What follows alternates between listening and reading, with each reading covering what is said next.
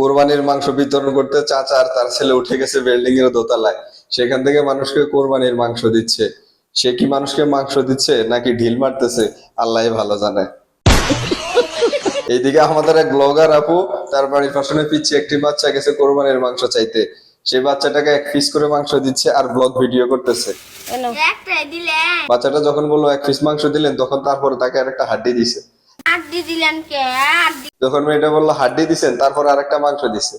আরেকটা মেয়েটা বলতেছে ওকে আপু হইছে। আসলে আপনাকে দিয়ে আপনাকে মন বাড়াতে না, বুঝছেন? যদি আপনাকে 1 কেজি দেয় আরো লাগবো।